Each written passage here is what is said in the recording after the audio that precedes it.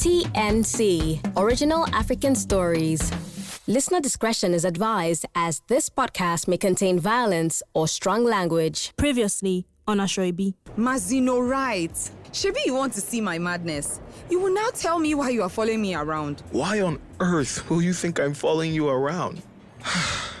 Anita, who are you going to beat? Bami, I beg, I'm in the middle of something. My office is open. Go and wait for me. Calm down. I have brilliant news. I came to take you to get some food since you've been here since 4. Oh, and on a completely irrelevant note, my promotion...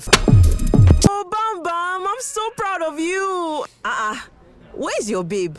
What? The new girl. Isn't she why we haven't seen your brake light in the recent weeks? Oh, her.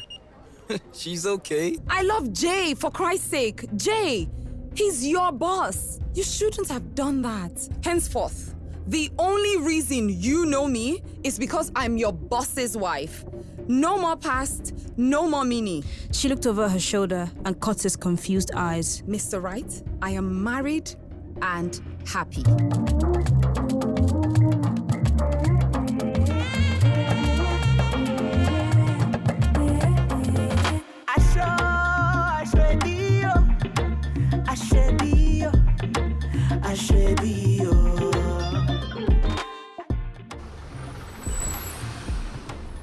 It was 9:10 a.m. when the taxi stopped at the gates of the Gbadebo mansion.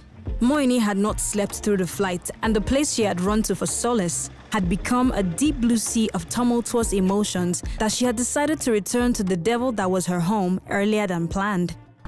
As she stepped out of the taxi into the compound, she felt a strong sense of belonging, a homecoming of sorts. She had not realized it, but she had missed her home.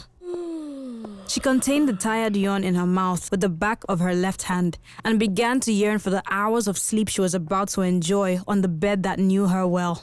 Madam, you don't return? Welcome, eh? She heard behind her just before she turned the key in the locks of the house's metal door. She turned to find her gate man smiling excitedly and attempting to relieve her of her luggage. Jeda, so this is how you leave the gate open and go your way, Abi? It seems like you're getting too big for this gate, oh. Perhaps I should have a word with your Oga this evening. She snatched the bag from his hand and opened the door before making her way into the house with Jeda almost walking on the back of her feet. Oga? Madam, I beg no best. Na shit, I go shit, madam, I beg no best. The way this thing take hook me, I just forget myself. Madam, no best, I beg. He bowed repeatedly as if dancing to rhythm. Moini shook her head and laughed as he continued to ramble behind her. She entered into the living room, dropped her bag on the carpet and flung herself on the white leather sofa, her legs above the ground. Your wahala plenty, oh, Jeda. They do like person with sense, I beg. She pulled out her phone from the side of her black leather tote and switched it on after days of inactivity. He was now standing still, head bowed with his hands locked behind him. Please go and man that gate and call Sunday for me. I'll deal with your issue later. Moini threw her head back and rubbed her temples for the umpteenth time. Unwanted memories were beginning to saunter into her mind's eye, and she needed to dispel them and prevent them from following her into her dreams like they had done the previous night. She could not help but blame Jayola for the chaos that had become part of her insides. However, a part of her was rotting with guilt, and she managed to convince herself in firm whispers that her little stunt had put her in a position where she had to let go of the baseless convictions she had about Jayola's unfaithfulness. Madam. Sunday's voice interrupted the thoughts that were starting to slowly rock her to sleep. She opened her eyes in a hurry and sat up. Welcome, ma. Oga said you were returning tomorrow. Yes, I was supposed to. Did he have breakfast? No, ma. Okay. Do we have soup? Banga soup, ma. Okay, please make pounded yam. I want to take some to him later in the day, all right? Just as she dismissed him, she felt her phone vibrate under her thighs. She reached for it with her hand and pulled it out in time to catch the pop-up text message from an unfamiliar number. Hesitant, she unlocked the phone and opened the message. Yes! Oh my God, yes! She exclaimed vigorously as she scanned the message again. It was just what she needed, productive distraction. It was one of the first applications she made when she was brave enough to start the secretive process of job hunting. She squealed again and decided to share her excitement with Anita. She had missed talking to her friend and confidant. She ran her eyes over the text of the message one last time when she caught a piece that she had ignored before. She paused. her breathing still as if any sudden moment will interfere with her sight. She returned to the phone's home screen and panicked slightly as she searched for the date. Friday, 16th March. Her eyes moved swiftly to the time. 10:02 a.m. Sleep deprived and panicked, she sighed and dialed her brother's number.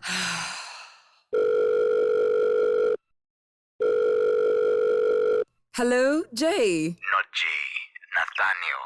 See, when you finally become a priest, we can start calling you Father Nathaniel. But for now, you're still our Jay. This woman. This man. When will you learn? Please, don't be answering your phone when you're driving. Anyway, something has come up, so I won't be home when you get into like this afternoon. Oh, really? What's up? I'll tell you later. Okay. Yes, so Sunday will wait for you in the main house, and it will let you in when you get here. No wahala. See you in the evening. Over at Anita's house, there seemed to be subtle tension between her and her visitor. Bami, Anita snapped and stood over a disinterested Bami. don't piss me off, please. I'm trying to explain stuff to you, and you're using me to do what? Candy Crush? Really? She stared at the blank expression on his face as he sunk his back into the welcoming comfort of her custom-made sofa, throwing his head up and removing his gaze from her sweaty post-workout body. Her calming heart rate was starting to work itself up again as she struggled to prevent herself from lashing out at him and throwing him out of her house. She sighed and sat on the arm of the sofa beside him. Look, Bami, I'm just looking out for you. This thing won't end well.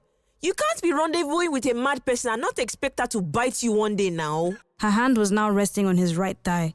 He placed his hand behind his head, looked at her, and burst into a laughter that irritated her nerves. So, because you showed me a couple of threats that she sent you, she has suddenly become a mad woman? Have I been talking to myself? Bami, she crashed a family function and embarrassed me in front of everybody. I mean, you were the first person I spoke to after I managed to escape that place, so you know. You know, I was so sure it was one of Charles's hoes and... And what does that make you? Bami, what's that supposed to mean? He sat up, leaned forward, and rested his elbows on his knees, bowed his head, and looked back up at her almost immediately. Is he your friend? No. Were you too exclusive? No. But you were shacking up on the regular and putting up with whatever rubbish he had to dish out to you. So I'm asking you now, Anita, what does that make you? Her lips parted slightly to put words to her confusion. Where is this coming from? They were meant to leave her mouth as harsh anger, capable of bouncing off the cream walls of her living room and reverberating into both their ears. But when they reached her ears, they sounded like the defeated whisper of a bullied toddler. I would really like to say that this is because since you started hooking up with that jerk, I've watched you misbehave and do things that you swore never to do. I really would. But no, Anita, I'm ticked off. Anita, I've known you for what? Forever? I've seen you at your worst days and I've stuck by you through whatever. People would even say I dashed you my mumu button. He looked away and continued. Anita, you know how I feel about you. Heck, the world knows how I feel. And if I was unsure all these years, that slap on Valentine's Day told me in very clear words how you feel about me. And the moment I tried to move on, you strut in on your I know what's best for Bami horse to what? To what did you say again? Forbid, was it? To forbid me from seeing a girl that felt threatened by you and was proactive about it? He forced a sarcastic laughter as he shook his head and got up. He picked up his keys from the round glass-top coffee table and began to make his way to the door without even as much as the urge to glance back at her. He had not realized how uncomfortable he was until he stood up.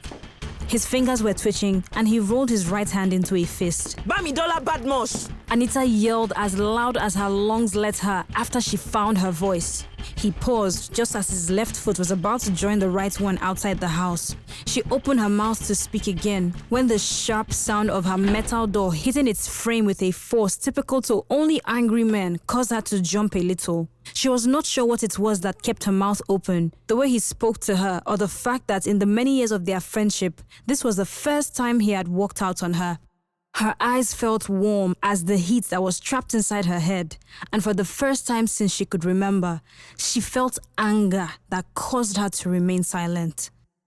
Her tear-filled eyes were still glued to the door when she heard music coming from her phone in the pocket of her sweatpants. Reluctantly, she pulled out the phone and responded immediately when she saw it was the hospital. Good afternoon, doctor. Afternoon. What's the problem? Mr. Awazi is here again and he wants to speak with you. He says it's urgent. She sighed and, to her surprise, felt a faint smile form across her face. She needed to brighten her mood before she had to resume her shift at the hospital in the evening. Moini was supposedly somewhere in Abuja and there was no one else around to lift her spirits. Against her better judgment, she asked for the receptionist to put Ladi through to her. Dr. Anita! Mr. Avazi, I thought I asked you to not come by the hospital again to ask me to lunch. I'm a man of my words. I told you on Monday, I'll be here every single day of the week. Every single day. And I didn't ask for your permission before I made that decision. She smiled involuntarily and replied, Fine. You want to talk, Abi? Meet me at the Palms in an hour. Cafe Vegnano. And don't even keep me waiting. Moini mopped lightly at her lips with the white piece of tissue as she laughed at another of Mr. Nadi's jokes.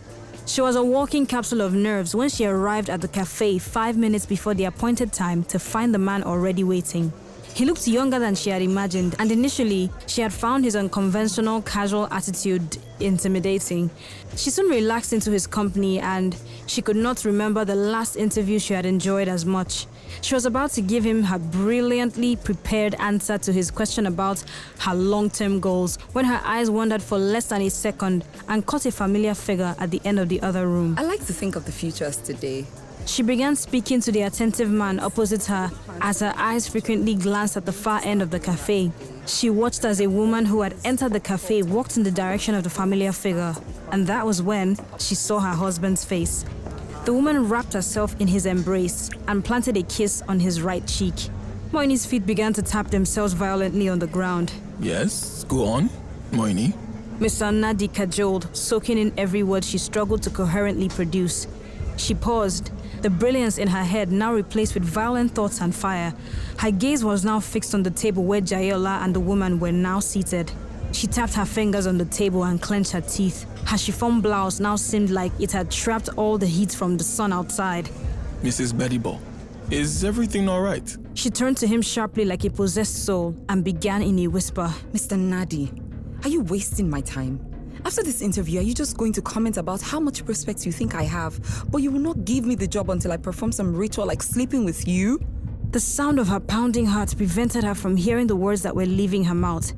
Mr. Nadi opened his mouth to speak through the confusion written on his face, but she pushed her chair back and sprung to her feet, allowing them to carry her directly across the cafe to the other end of the room.